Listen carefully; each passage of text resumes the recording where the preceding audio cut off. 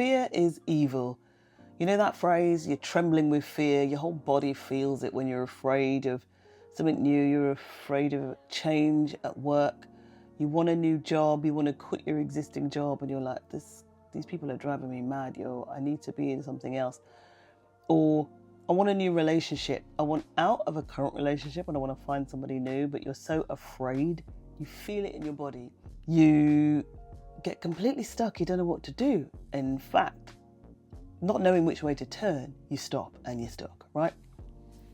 I know fear. I know you know that fear as well. And I was thinking about how we can try and reframe fear for this year, for this new year, because that mountain of fear gets in the way of us getting to the other side. Even if we don't know what it's going to be like on the other side, we have a sense that things could be better.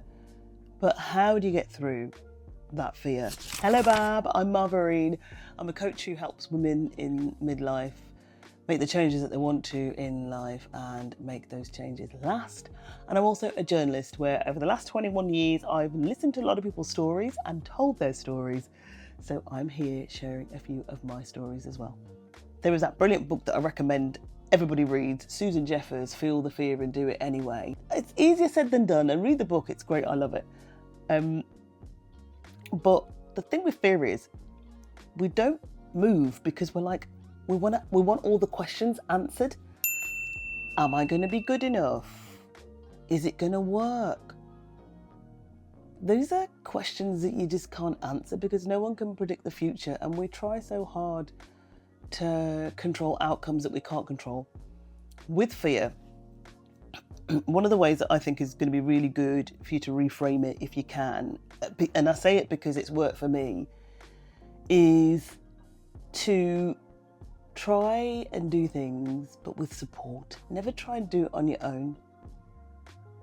I always kick off by trying to do things on my own, and I know you've done it as well.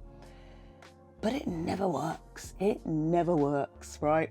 Oh, well, it rarely works. In my opinion, it's not worked for me. I've tried with support.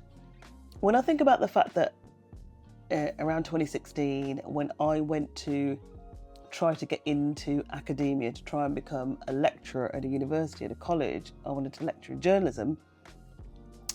I was motivated by the fact that I was out of work. I needed some long-term sustainable work, and being a journalist, being a reporter, I thought, how can I use the skills that I've got, right? And there's a video of me starting over and all the job changes I've had. So this is one of those, right? One of those career changes. And the biggest fears I had about becoming a lecturer were, am I going to be good enough? How am I going to upskill to know what to teach students about how to be a mobile phone journalist? Because that was the new thing, like filming on your phone using a selfie stick, which is actually what I'm doing now. How was I going to know all this stuff? Are the children going to like me? Am I ever going to get qualified to actually be able to teach in a classroom? I had all these questions and I did nothing for a long time. My motivator was I needed to try. Even though I was never going to answer all of those questions. So you'll have a lot of questions about whatever the new situation is or whatever the thing is that is making you afraid, right? You can't answer them. So what I did, I reached out for support. I asked a former lecturer who taught me journalism, is there any work going?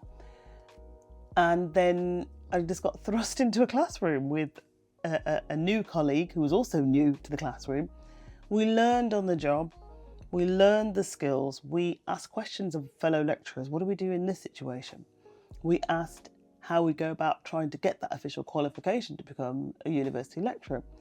We embarked on that course of study. Scary as hell, totally out of your comfort zone. But we tried with support, and I'm wondering whether or not this is how you can move forward and beyond fear. Because what was the worst that could happen? You could ask and someone would say no. We could have asked and they would have said, no, there's no jobs here at this university. Or I could have asked and they said, no, we're not going to put you on that course. You're not going to become a senior lecturer. All sorts of things. But then, it wasn't the end of the world. Nobody died, right? So the trying with support was the biggest way for me to get over fear. And I know you've got tons that you want to do next year, but a lot's getting in your way. But I also know that if you try and get over those obstacles, those things that you're afraid of, you can get that bit closer to what you want. And it's funny, it makes me think about a client who I know this client has so much going for them. They were the darling of an industry that they still hanker after being back, and they've been out of the industry for a while. And they see everything else going on around them and how new technology has taken over and how they feel like they've been left behind. And also they feel like they're washed up. No one's ever going to employ them again. And there's something to be said for kind of harking back to the good old days. But things have changed and you can embrace change. And I really believe she can embrace change.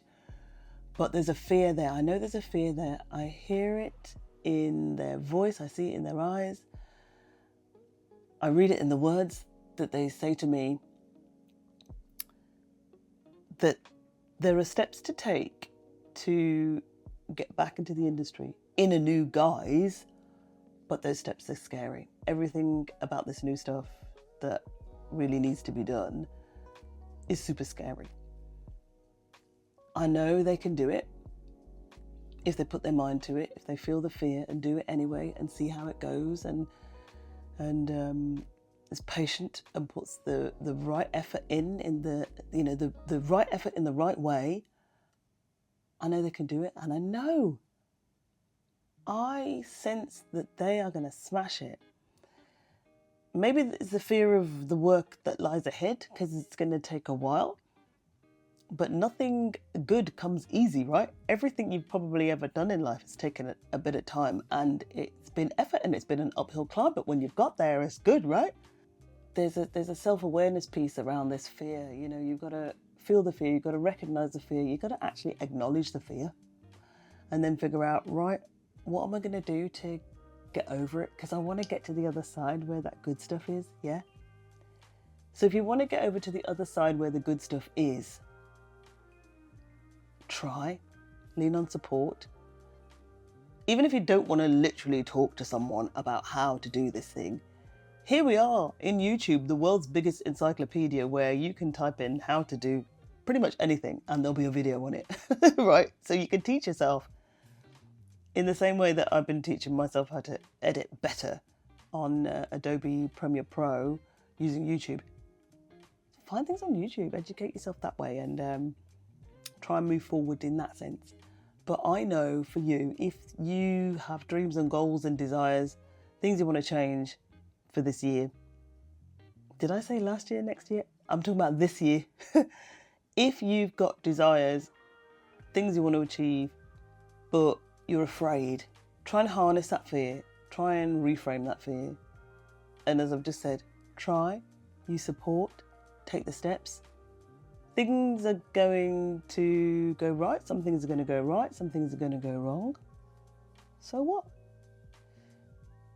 You just got to give it a whirl. Believe in yourself, because you can do it. I know you can do it. And everything is going to be really cool, and you're going to feel like, yes, I'm making progress. I've got loads more videos on my channel, so join in. I'd love to hear if there's something that you're a little bit afraid of that you want to get over.